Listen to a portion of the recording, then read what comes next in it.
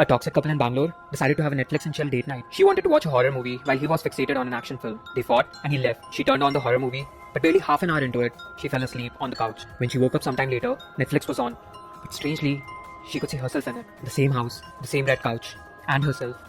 It was like someone had hidden a camera there. She looked confused, but then the figure on the TV started mimicking her movements. And when she saw a shadowy figure standing right behind her in the TV, she got scared. She turned back immediately, but she couldn't see anyone in her living room. On the TV, she curiously observed the shadowy figure move ahead and settle beside her on the couch. She stopped breathing. Even though she couldn't see it, she could feel a presence. And then, on the TV, the shadow reached for a coffee mug. The very next moment, the mug on her table fell down.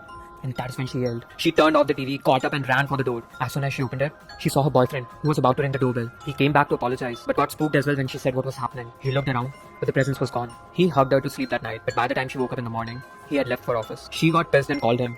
He couldn't even wake her up, but that is when she received the shocker. He said he never even came back to her place.